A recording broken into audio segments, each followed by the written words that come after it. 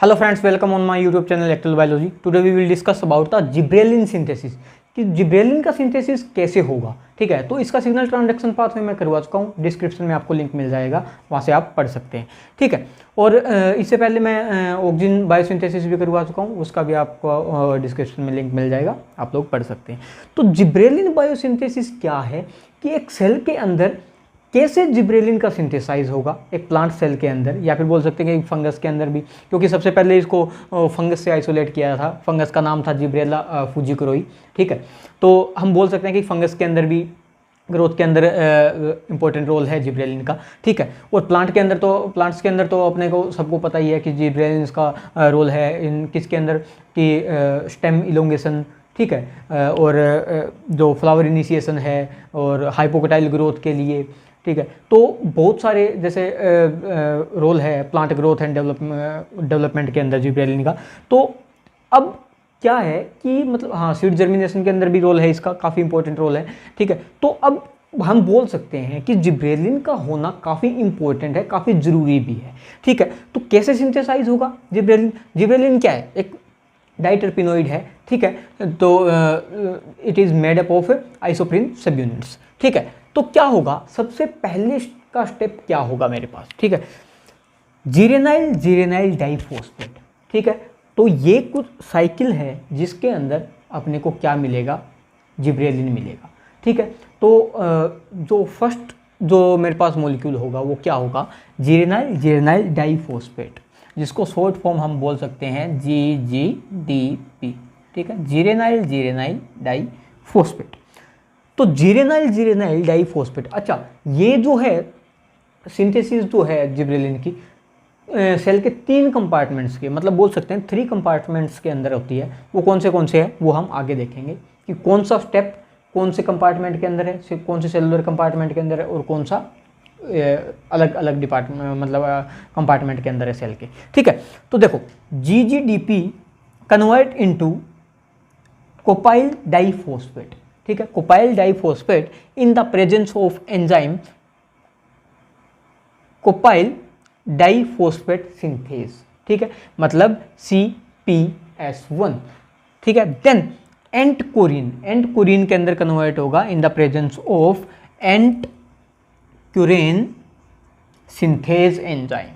ठीक है, हम बोल सकते हैं कि यहाँ पे KS, ठीक है, मतलब कोरिन सिंथेज एंजाइम की प्रेजेंस के अंदर एंटक्यूरेन के अंदर किसके अंदर कन्वर्ट होगा। ठीक है, तो अब देखते हैं ये वाला जो कंपार्टमेंट, देखो GGDP से एंटक्यूरिन का फॉर्मेशन ये तो होगा प्लास्टिड के अंदर। ठीक है, मतलब यहाँ से लेके ये वाला हम अगर बोलते हैं कि GGDP से किसके अंदर एंटक्यूरिन। ठीक है, ये किसके अंदर फॉर्मेशन होगा, किसके अंदर, प्लास्टिड के अंदर, प्लास्टिड। ठीक है, देन क्या होगा, अब एंटक्यूरिन कहाँ ट्रांसफर करेगा, it is transfer into endoplasmic reticulum, ER के अंदर जाएगा। दूसरा कंपार्टमेंट सेलुलर कंपार्टमेंट क्या होगा मेरे पास, ER होगा, जो सेल ऑर्गन है। ठीक है, तो ER के अंदर ये कन्वर्ट मतलब बोल सकते हैं कि ट्रांसफर करेगा, ट्रांसफर होगा। ट्रांसफर होने के बाद में क्या होगा, जो ent kaurene convert into ent kaurenol in the presence of, क्योंकि उसके अंदर क्या होगा, एंडोप्लाज्मिक रेटिकुलम के अंदर ऑक्सीडेशन होना है। ठीक है, ऑक्सीडाइज होगा कौन सा मॉलिक्यूल या फिर कंपाउंड, बोल सकते हैं कि ent kaurene oxidize into ent kaurenol in the presence of enzyme ent kaurene oxidase, यहाँ पे एंटक्यूरिन ऑक्सीडेज। ठीक है, देन क्या होगा, एंटक्यूरिनोल कन्वर्ट इनटू एंटक्यूरिनल। ठीक है, एंटक्यूरिनल मतलब ये भी ऑक्सीडेशन स्टेप है, ऑक्सीडाइज होगा। तो एंजाइम कौन सा, एंटक्यूरिनोल क्या, ऑक्सीडेज एंजाइम। ठीक है, तो उसी टाइप से एंटक्यूरिनोल कन्वर्ट इनटू एंटक्यूरिनोइक एसिड। ठीक है, ये भी ऑक्सीडाइज होगा यहाँ पे। देन क्या होगा, ent kaurenoic acid convert into 7 alpha hydroxykaurenoic acid in the presence of enzyme ent kaurenoic acid oxidase. ठीक है, तो अपने को पता है सारे ऑक्सीडेशन स्टेप्स कहाँ होंगे, वो एंडोप्लाज्मिक रेटिकुलम के अंदर होंगे। ठीक है, ये यहाँ पे कोई भी ऑक्सीडेशन स्टेप नहीं था। ठीक है, यहाँ पे अलग एंजाइम सिंथेज एंजाइम काम कर रहे थे, किसके अंदर, प्लास्टिड्स के अंदर। ठीक है, अब यहाँ पे जो ऑक्सीडेशन होगी एंडोप्लाज्मिक रेटिकुलम के अंदर होगी, वो हम देख रहे हैं। ठीक है, तो 7 alpha hydroxy kaurenoic acid convert into Ga12 gibberellic acid 12 aldehyde in the presence of क्या, ent kaurene acid oxidase enzyme.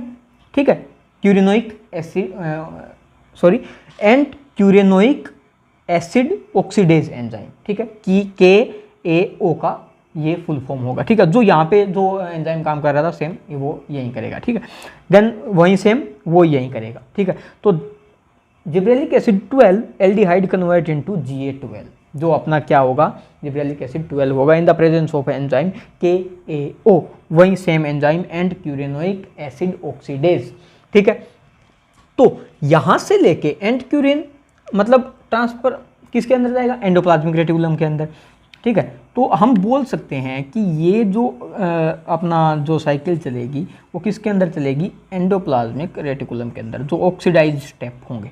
ठीक है, अब क्या होगा, जो Ga12 है वो ट्रांसफर होगा किसके अंदर, साइटोसोल के अंदर। तो ये जो स्टेप होगा किसके अंदर होगा, साइटोसोल के अंदर।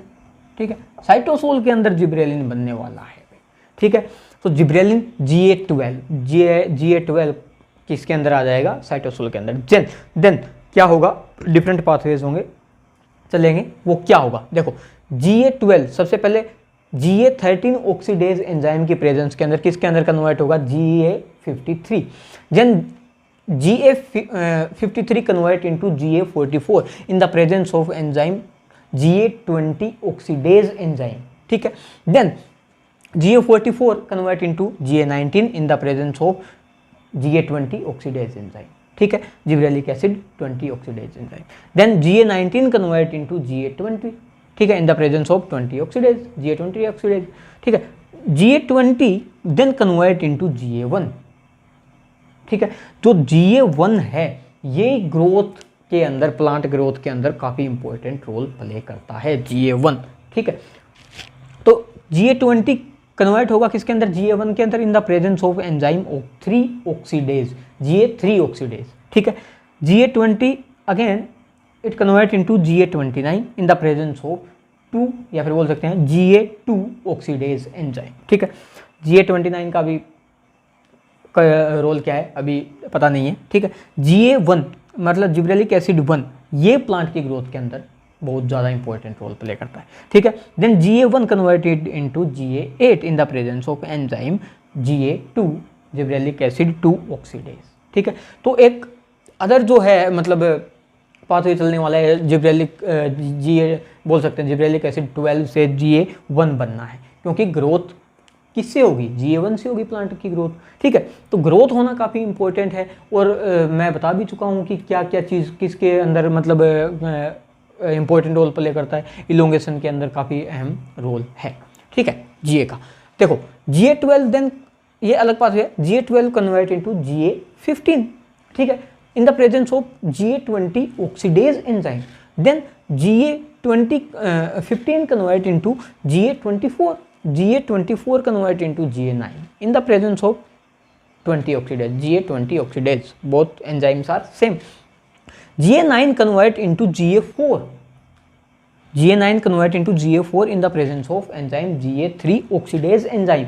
ठीक है, then Ga4 convert into Ga1। देखो यहाँ पे भी मिल गया है मेरे पास Ga1, जो प्लांट की ग्रोथ के लिए क्या है, काफ़ी इंपॉर्टेंट रोल प्ले करता है। जो अपना क्या होगा, जिब्रेलिक एसिड होगा, जो जिब्रेलिन होगा, तो यही तो अपने को सिंथेसाइज करना था। ठीक है, तो और भी काफ़ी जिब्रेलिक एसिड्स हैं जो भी प्लांट ग्रोथ के लिए इंपॉर्टेंट रोल प्ले करते हैं। ठीक है, तो क्या होगा, ये अलग पाथवे है एक। ठीक है, Ga4 से कन्वर्ट होगा किसके अंदर, Ga7 in the presence of enzyme cytochrome P451।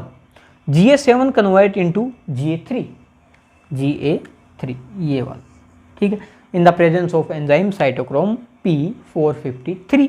और यहाँ पे Ga1 मतलब Ga4 से Ga1 कौन से एंजाइम की प्रेजेंस में बनेगा, P453। ठीक है, मतलब साइटोक्रोम P453। तो ये तो था ओवरऑल प्रोसेस कि कैसे सिंथेसाइज होगा जिब्रेलिन या फिर बोल सकते हैं जिब्रेलिक एसिड। तो काफ़ी फुल डिटेल के अंदर मैंने करवा दिया है, बहुत ज़्यादा डिटेल के अंदर।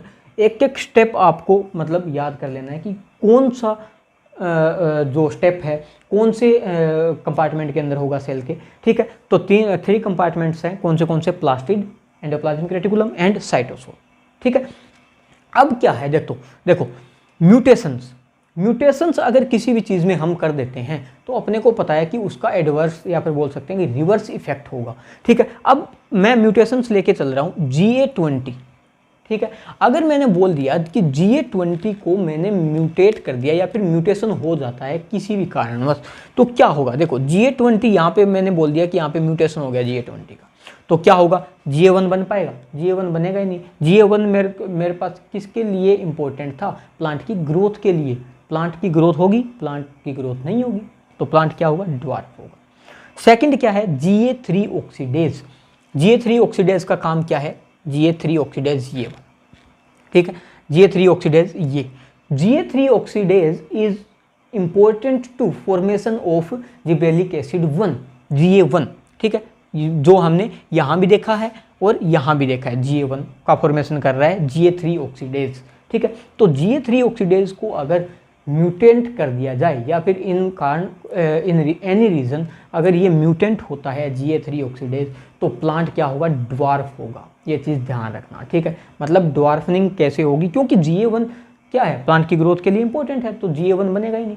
देन क्या है, GA2 ऑक्सीडेज, ये काफ़ी इंपॉर्टेंट पॉइंट है, ध्यान से देखना। GA2 ऑक्सीडेज, अगर GA2 ऑक्सीडेज बनेगा तो प्लांट सिलेंडर होगा। सिलेंडर का मतलब कहाँ तक ग्रोथ जाएगी कोई पता नहीं है। क्यों होगा ऐसा, वो हम देख लेते हैं। देखो GA2 ऑक्सीडेज का कहाँ काम है, GA3 ऑक्सीडेज यहाँ पे नहीं है। देखो GA20 ये रहा, GA2 ऑक्सीडेज ये बनाएगा भाई, ठीक है। क्योंकि अगर GA29 नहीं बना या फिर बोल सकते हैं कि GA8 नहीं बना तो प्लांट की ग्रोथ रुक ही नहीं पाएगी। हम बोल सकते हैं कि एक टाइम के लिए GA29 का कोई रोल नहीं है, ठीक है, कोई रोल नहीं है। लेकिन क्या है, एक पर्टिकुलर एक ग्रोथ जो है कंट्रोल करेगा इसको, ठीक है, पर्टिकुलर ग्रोथ को कंट्रोल करेगा कि हाँ इतनी ग्रोथ ठीक है प्लांट की, ठीक है। अगर मान लेते हैं कि ये बना ही नहीं मेरे पास और GA29 और GA8 दोनों नहीं बने, तो GA1 बनता रहेगा, प्लांट की ग्रोथ अनलिमिटेड ग्रोथ होती रहेगी। तो प्लांट क्या होगा, सिलेंडर फॉर्म के, मतलब काफ़ी हाइट या फिर बोल सकते हैं कि काफ़ी ग्रोथ हो जाएगी प्लांट की, ठीक है। तो ये म्यूटेशंस आपको याद रखने हैं, काफ़ी इंपॉर्टेंट म्यूटेशंस हैं, ठीक है, काफ़ी इंपॉर्टेंट है। तो अब देखते हैं कि कुछ कंपाउंड्स है जो जिब्रेलिन बायोसिंथेसिस पाथवे को ब्लॉक करते हैं। तो हम बोल सकते हैं कि अगर कुछ कंपाउंड्स को, अगर कुछ फंगिसाइड्स भी हैं, ठीक है, अगर इनको एक प्लांट के अंदर या फिर बोल सकते हैं कि स्प्रे कर दिया जाए तो क्या होगा, जिब्रेलिन बनेगा ही नहीं एक प्लांट के अंदर। अगर जिब्रेलिन नहीं बनेगा तो प्लांट की ग्रोथ जो है काफ़ी इफेक्ट होगी एक किससे, फंगिसाइड से या फिर कोई ये कंपाउंड है मैं बताने जा रहा हूँ, ठीक है। फर्स्ट जो कंपाउंड है AMO 1618, ठीक है। सेकंड साइकोसेल, ठीक है। Third phosphon D. देखो ये तीनों कंपाउंड्स जो हैं क्या करेंगे, ब्लॉक करेंगे कौन से स्टेप को, किसके अंदर, प्लास्टिड्स के अंदर, ठीक है। GGDP से कन्वर्ट होगा किसके अंदर, एंटक्यूरिन। इस स्टेप को ये ब्लॉक कर देंगे कि मतलब एंटक्यूरिन का सिंथेसाइज होने ही नहीं देंगे। अगर एंटक्यूरिन का सिंथेसाइज नहीं होगा तो वो कैसे एंडोप्लाज्मिक रेटिकुलम के अंदर जाएगा, जा ही नहीं पाएगा। अगर एंडोप्लाज्मिक रेटिकुलम के अंदर नहीं जा पाएगा तो GA12 कैसे बनाएगा, अगर GA12 नहीं बनाएगा तो GA1 नहीं बनेगा, मतलब जिब्रेलिन का सिंथेसाइज हुआ ही नहीं, तो प्लांट की ग्रोथ होगी नहीं होगी, ठीक है।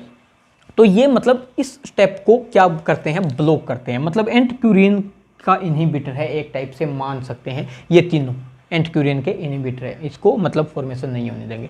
अच्छा, कुछ ये अलग एग्जांपल है, क्या है, पेक्लोब्यूट्राजोल या फिर बोल सकते हैं कि ट्रायाजोल, ठीक है। These are the fungicides which is inhibit the, या फिर बोल सकते हैं कि it is inhibit the synthesize of, या फिर बोल सकते हैं कि एक टाइप से ब्लॉक करते हैं किसका, GA12 का, ठीक है। अगर ये फंगिसाइड अगर किसी भी प्लांट को दे दी जाए, जिस प्लांट के अंदर मतलब ये साइकिल चलती है जिब्रेलिन बायोसिंथेसिस की पाथवे जो चलता है, ठीक है, तो क्या होगा, ये मतलब GA12 के सिंथेसाइज को ही ब्लॉक कर देगा। अगर ये GA12 काफ़ी इम्पोर्टेंट रोल प्ले करता है, क्योंकि ये अपने को पता है ये मीडिएटर है एक टाइप से, ठीक है। अगर GA12 नहीं होगा तो मेरे पास जिब्रेलिक एसिड जो इतने सारे बन रहे हैं, जैसे GA29 है, GA8 है, GA3 है, GA1 है, ये बन ही नहीं पाएंगे, ठीक है। अगर ये नहीं बनेंगे तो प्लांट की ग्रोथ कैसी होगी, ठीक है। अगर